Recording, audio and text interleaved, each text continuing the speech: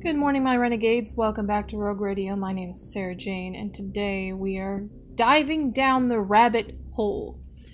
And it's gonna get deep, so go ahead and do what you need to do and sit down and listen, because I don't know if anybody's actually... When I discover something new, it's new to me. It might be old to some other people, but I do my best to give you guys the newest content I can, because I don't really like talking about conspiracies like Sasquatch or like cryptids and stuff like that, because it's more well known. I like to go ahead and give you guys something to actually chew on and think about. But this one is not the worst conspiracy or even like piece of information I've given. There is another that I am hoping to, give to you guys. Not this episode, but maybe the next episode. It depends. I have to talk to my sources and see if I'll get in trouble, because it is something that has to do with the current situations at the moment going on in the world. So, yeah. But anyway, let's jump into this rabbit hole.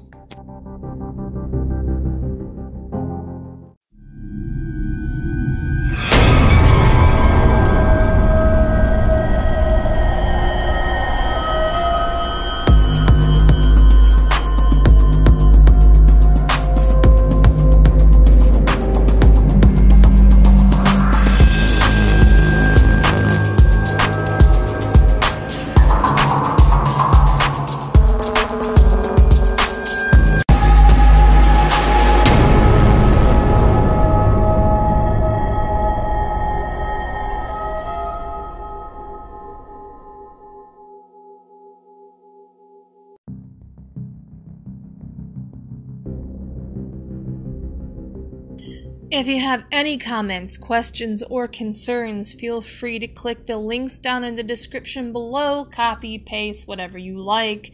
We also have merch available at the store. Go ahead, if you support and love Rogue Radio, get yourself a nice sweater. Autumn will be coming up around the corner, so keep yourself warm. But anyway, today we will be talking about the CIA cult, the Finders.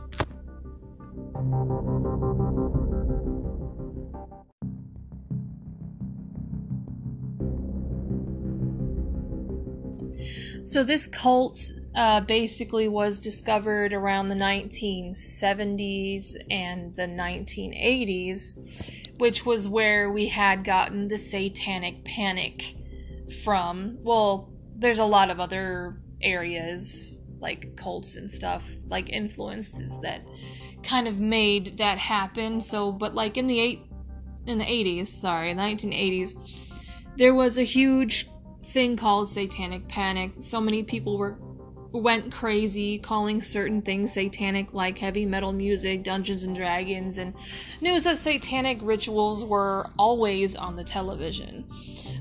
February 4th, 1987, an anonymous call to the Tallahassee Police Department said that there were two well-dressed men watching over 6 dirty, unkempt children. Like, unkept, like they were dirty.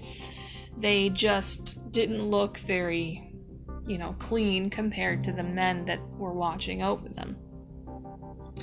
Their van was inspected, and it was a 1979 Dodge van, and inside they found maps, books, letters, 20 floppy disks, and a computer and a mattress.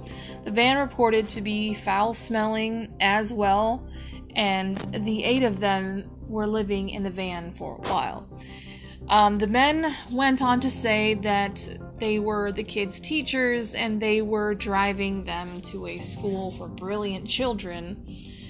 I heard the same thing when I investigated Montauk. They would try to give these kids like tests to figure out if certain children could be brainwashed easily. This was put into action by the CIA, and that will be important later on.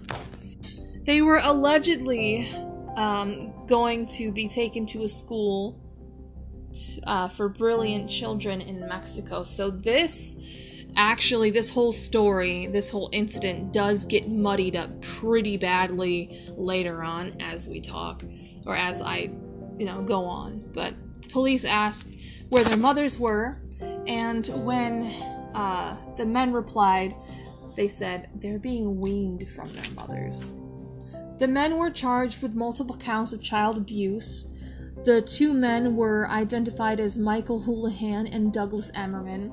The child's names were given, but they were not their real names, and since watching The Sound of Freedom, I don't even want to give out the fake names of the children in case of any of these kids, now grown-ups, get harmed by the spread of this information. That's just my way of protecting victims, so we're not going to go ahead and talk about the kids' names, even if they're fake. But 5 of the 6 children were non-communicative, meaning they were not taught how to speak, read, or write. They were illiterate. They were basically neglected from any type of knowledge, but since one of them was old enough, she was able to talk to authorities and stuff like that. So they could not properly speak with authorities, and they didn't even recognize any of the technologies at that time. So like a tape recorder, a light bulb, and a computer would just be so fascinating or alien to them. They wouldn't be able to understand how that worked. Even running water was not a thing for them. They didn't believe that water could ever get hot or warm. So one of the kids did show signs of sexual abuse and was able to give info to the investigators. They said that the two men were indeed their teachers, and this child was asked their last name, oh, child, what is your last name? She goes on to say, she asks which one. So this child actually had multiple last names in order to keep her from being traced in this cult. And it just gets deeper and deeper later on as we go on. So give me a second. They lived in a house in Washington, D.C. with other kids and adults. They were given a diet of raw vegetables and fruits and were only fed on good behavior, so that basically meant that they were malnutritioned, they were very skinny, just not cared for at all. The teachers taught them how to, quote-unquote, play games, as the child put it. They would get instructions on their games by the game caller, Marion Petty. Marion Petty is the mastermind behind the Finders. When Tallahassee PD contacted the Washington, D.C. PD, they said that they were already aware of the cult, the Finders, and they had at least a few locations that they knew of. So, with this cult, they had multiple different locations everywhere around the United States in order to keep from getting contacted by authorities. They were basically evading authority by the police because they knew that they were doing something wrong, of course. And this is kind of like the inner workings of human trafficking. If you think about it, as I go on, I'll start pointing stuff out to you guys. Like if you guys start seeing this around you, report it to the police. I've always been the type of person that wants to stand up for children and always wants to be able to talk about stuff like this. It is very serious stuff that I choose to talk about just because no one else talks about it. We always, people who want to stay distracted, they just decide to sweep it under the rug. And I'm not that type of person. I don't want to be distracted like that. But anyway, according to the U.S. District Court records, in Washington, D.C., a confidential police source said previously that the finders were, in fact, a cult and conducted brainwashing techniques that were at a warehouse, and that was one of their locations, and the Glover Park duplex. He was told, being recruited by the finders, and they promised him a reward, a financial reward, and sexual gratification, and being invited to explore Satanism according to documents. So this person who had been recruited by the finders, they promised this person, like, hey, if you want to be a part of our, organization, you'll have rewards of financial gain and sexual gratification, which they were talking about the women and the children that were fallen victim to this cult.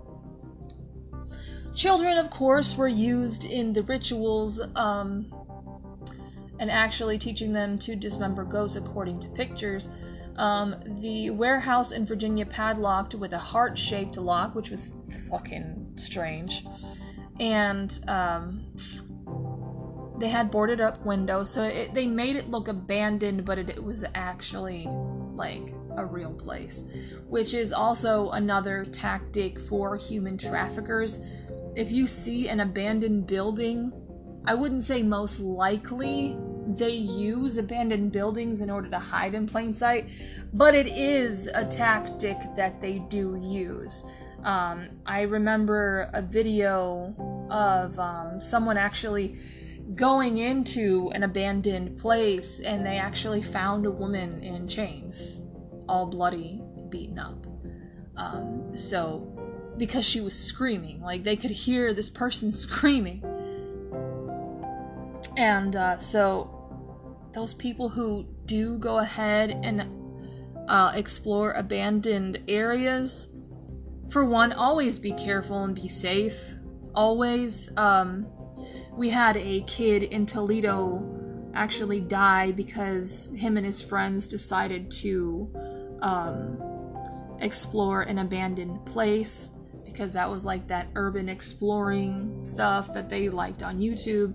And he had opened up a door, and instead of walking into a hotel room, he actually fell down an elevator shaft and fell to his death. So, anybody who does urban exploring, please do it safely. Wear a mask, because there's a lot of asbestos and a lot of dust and stuff like that, because I'm not going to deter anybody to go ahead and explore an abandoned place. Just be smart.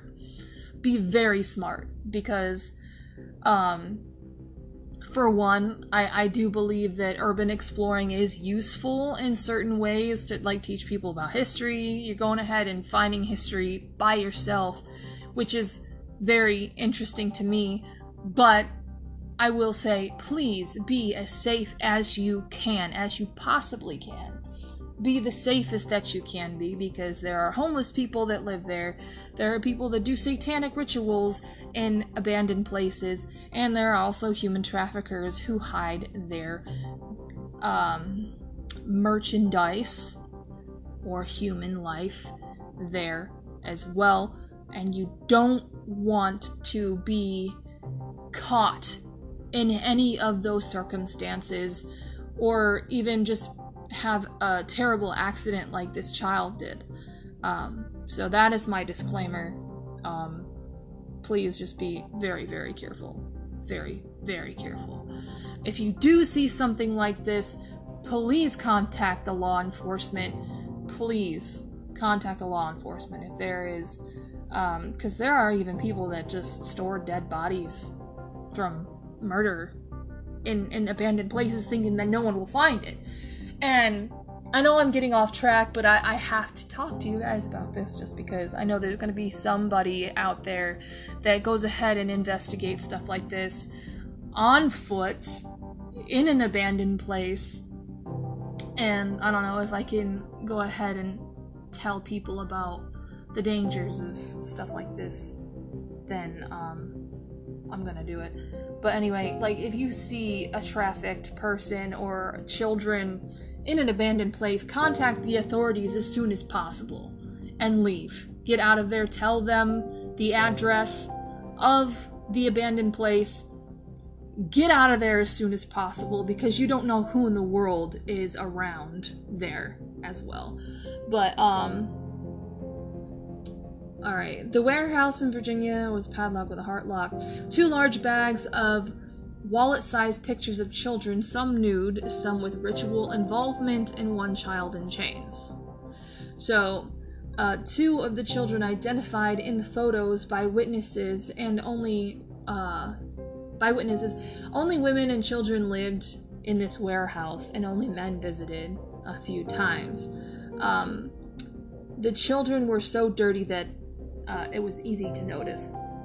The activity in these locations involved sexual acts with children, the impregnation of women. The games consisted of taking off a male visitor's clothes or jackets, and looking for money, taking a shirt with holes in it, running away and tearing it up. Makes no sense. And reports from the children, they would see women walking around nude multiple times, and they thought it was a game of sorts, because being in that environment and being children, they think that, this is normal. If they grow up in this environment where women walk around naked, they're going to think that this is normal. But anyway, the children were always put outside. Most of them were not potty trained, and they urinated in their pants if they didn't have the opportunity to go outside and relieve themselves. So this is, I want to say this is a tactic of certain human trafficking rings, just because sometimes when you treat a child like merchandise or treat a child less than themselves, their spirit gets broken and they're more susceptible to orders because their mind shatters from the trauma, from all of that. That's crazy. The farm location where Petty ended up living, which I think was in West Virginia or Florida. Let's see here. It might have been in Washington, D.C., but there's so many different, locations for this episode here, and I just can't figure out. But a neighbor who lives adjacent to the compound where Petty kind of owned this huge farmland with goats and stuff like that. They had a neighbor who lived adjacent to them, and they would always hear hollering and crying all the time, like something was hurting the children. The neighbor was introduced to Petty, and he told them that he was a Boy Scout leader, which was a lie. The neighbors, for whatever reason, did not call the authorities. See, if I hear children crying, I hate that. I hate it.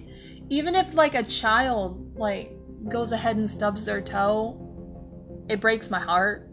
I don't know. When a child cries, even in out in public, I'm okay, where's the child? Are they safe? Are they okay? But that's me. There was actually somebody who, we were in the drive-thru, and me and Terrence started hearing a child screaming, and I was just where's that coming from? What's going on? Because I don't like hearing children in distress. I think I can pick that up pretty quick. And so I find out as we get closer to the drive-thru window to where we get our food, that here comes the mother coming to get her child. She left her fucking child in the heat in the fucking car. I wanted to rip her fucking hair out. I was like, why the fuck would you do that? I don't care if I had to step away for a little bit. I'm taking my goddamn child with me. Nope. That was just ill parenting. That's just terrible. But I feel like this person should have at least called the authorities on Petty because of the screaming and the crying that she heard. But February 6th, Scott Hunt of the Tallahassee PD goes on to say, "It's our belief that these kids were not kidnapped, but their parents gave them away because one of the rites of passage in satanic cults is to give up the rights of your children as the leaders get to do whatever they want to their children." Have you heard the LGBTQ parade that happened not too long ago, and they said, "We're coming for your children. We're coming for your children." I don't care how you spin it, but if any group, doesn't have to be the LGBTQ, it can be the Christian community doing a fucking parade, it can be Antifa doing a fucking parade, if they say we're coming for your children, fuck you. That's satanic. That's a demon, like, talking through you. Fuck. Nope. But we see stuff like this today, you know, and we sweep it under the rug because it's like, oh, you know, these people are delusional if they think that, you know, they're coming for our kids, but they are. But anyway, so basically one of the parts to the satanic cult is giving up the rights to your child so that they can do whatever the fuck they want to your children. So basically they recruit mothers, impregnate them, and brainwash the kids in order to be subjected to sex acts and satanic rituals. The 6 children were transferred to private foster homes, and they received death threats over the phone that were brief and untraceable. The foster home was in a secret location, which tells me that there was someone on the inside leaking info on the whereabouts of the kids, which we will get into later. The cover-up consisted of many articles in the newspaper talking about and explaining the findings of the investigators, saying that Petty was the stepfather and blood father of some of the kids, and the nude photos were just something that parents had. Okay, given, but it's still fucking creepy. Like, you wouldn't see a father open up his wallet and show a naked picture of their kid. These kids were probably from 3 to 7 years old. But you wouldn't see that right now in this time. Another explanation went on to say that the satanic ritual that went on in the photo, that the goats were already slaughtered and the white robes that they wore was to keep their clothes clean. The kids were involved because they wanted to teach them the experience of, I chalked it up to farm life, how they slaughter animals to cook food and stuff. But my own debunking of this is that it doesn't explain the picture of the child in chains, and that was found in the warehouse. Why were there nude photos in a bag?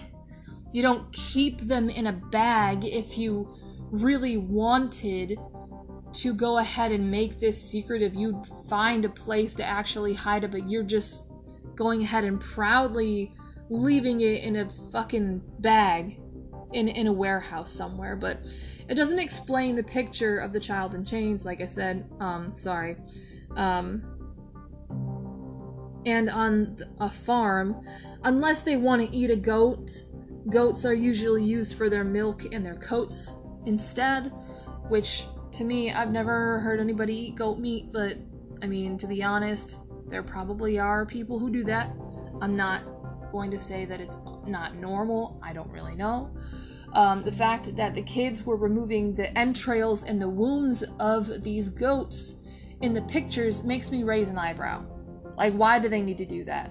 Another explanation about the 2 men with the 6 kids goes on to say that the teachers were taking them to Brea, Kentucky, but the trip got held up, so they all went vacationing in Florida, where they were spotted by police.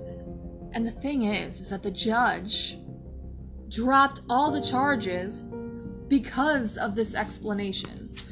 And so for a while, the investigation was kind of closed at the moment. There was, I'm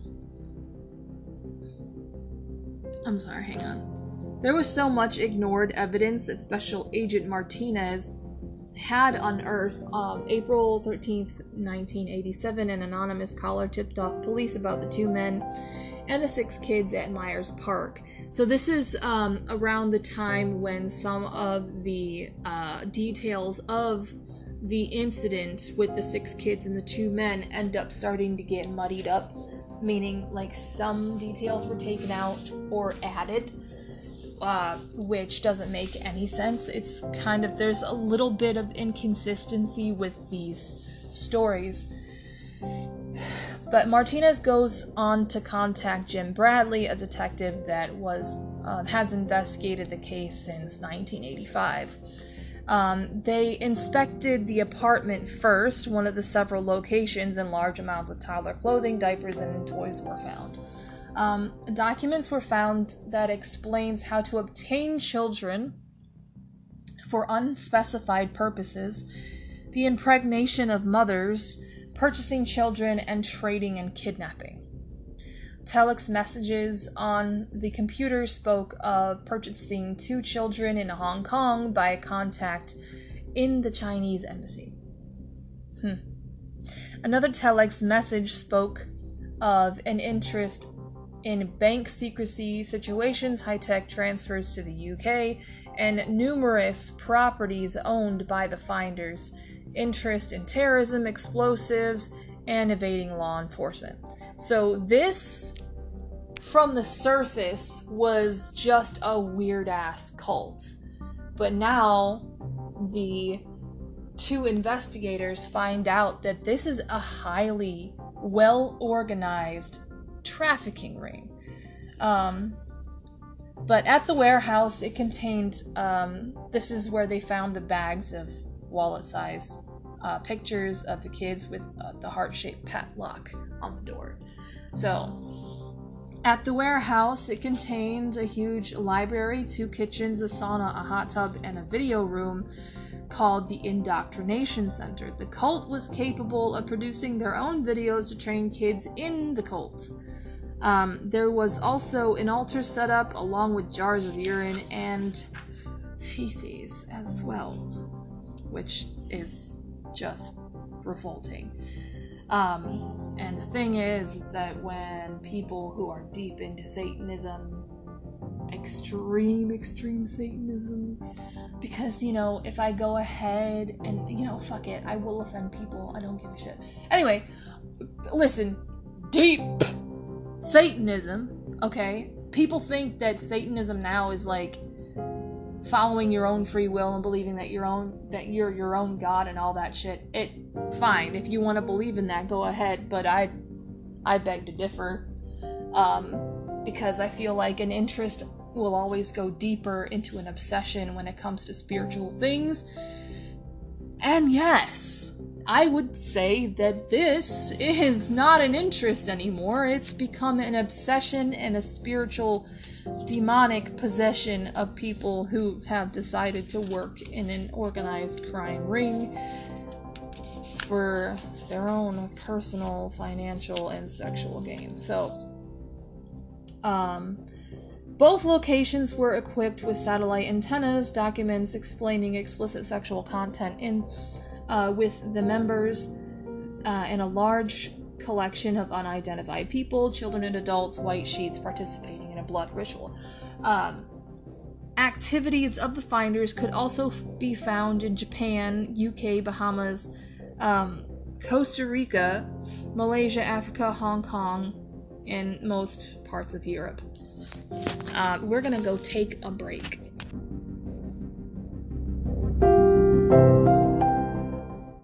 Hello, my renegades. Do you want to make a podcast? Spotify's got a platform that lets you make one super easily, then distribute it everywhere, even in multiple countries. Rogue Radio has 67 countries listening, and I love each and every one of you. Thank you so much. You can even earn money from making your own podcast here on Spotify for Podcasters. Spotify for Podcasters lets you record and edit your podcast right from your phone or computer, so no matter what your setup looks like, you can start creating today. Then you can distribute your podcast to Spotify and everywhere else podcasts are heard. Video podcasts are also available on Spotify, and when you want to take your conversations with your fans to the next level, Q&A polls are the best way to get them talking. With Spotify for Podcasters, you can earn money in a variety of ways, including ads and podcast subscriptions, and best of all, it's totally free with no catch. Ever since I discovered Spotify, ended up recording 3 seasons, and like I said, 67 countries reached and counting. Thank you.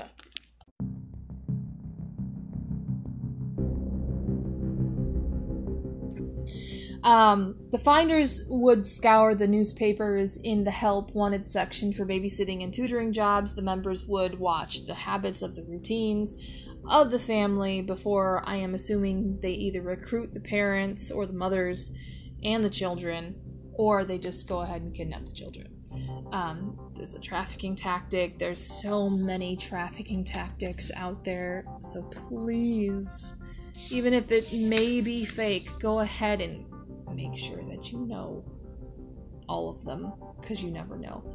But Martinez ends his report in the hopes that the Washington, D.C. PD would sort and investigate what they found, but nothing came of it. Martinez and Bradley were to meet up. Okay, I'm sorry, I'm probably rereading shit, but yeah, let's just go ahead and talk about the incident that happened at Myers Park with the 6 kids. So this is where, for the 3rd time, there was more to the story than what was told the first time.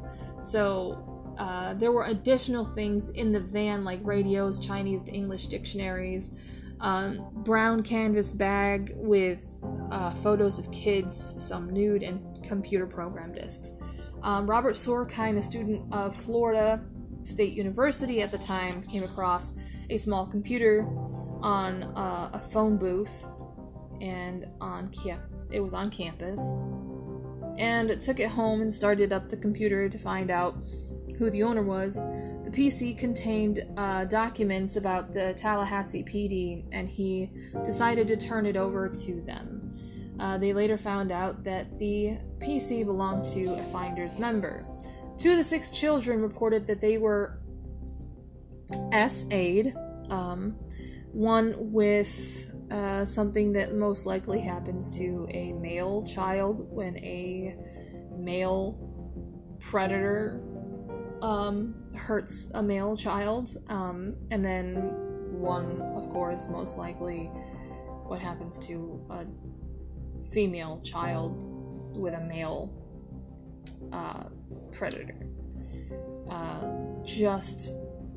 I'm usually the type of person that talks bluntly about stuff all the time, but I really don't want YouTube to take this down, so. And there were also bite marks on a 3rd child, but no one could figure out if it was from an adult or a child, since it was only 5 days old.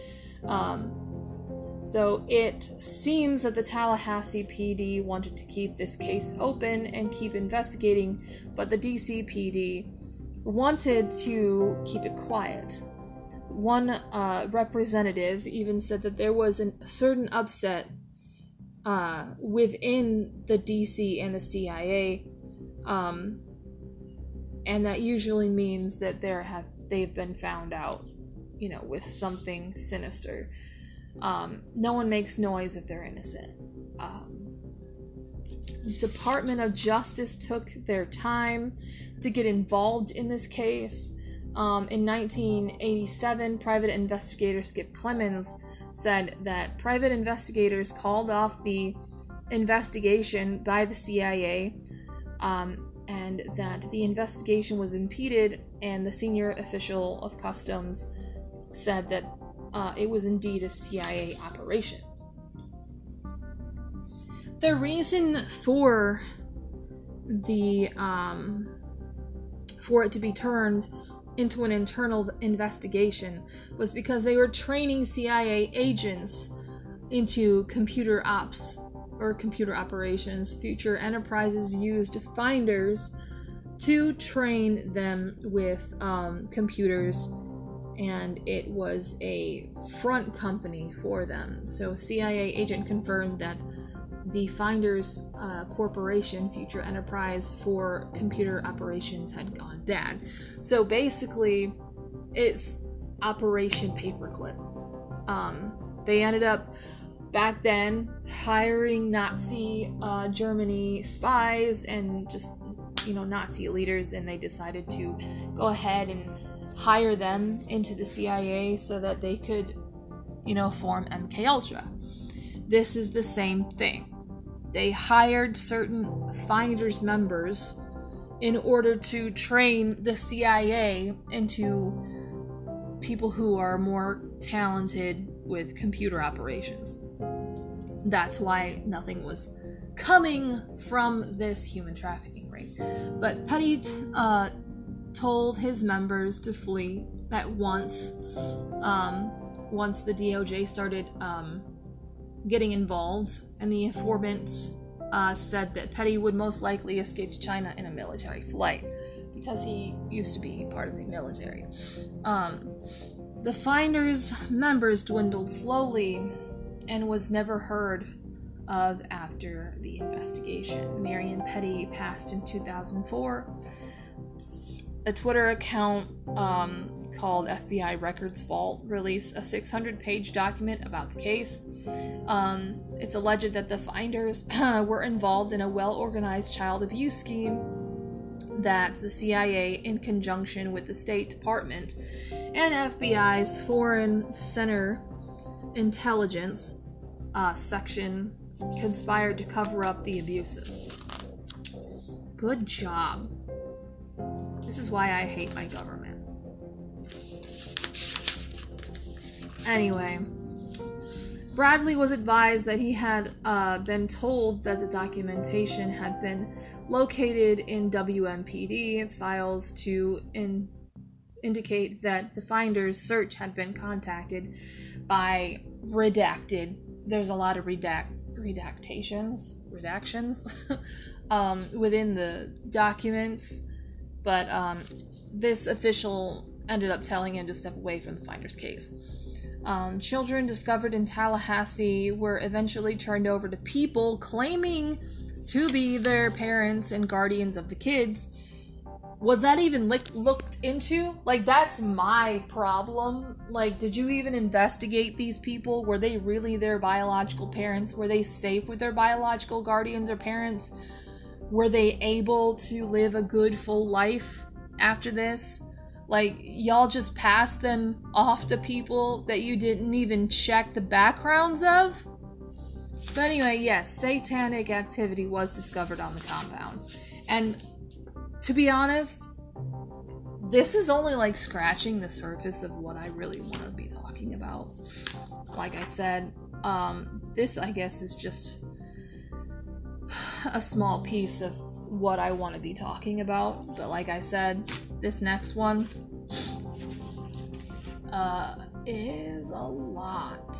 It's a lot. Let's just say it's about the pandemic, and what we've been taught to believe is definitely not what we should believe. But thank you so much for listening. Thank you for diving in the rabbit hole with me. I appreciate you. Thank you so much for listening. See ya. Love you. Bye.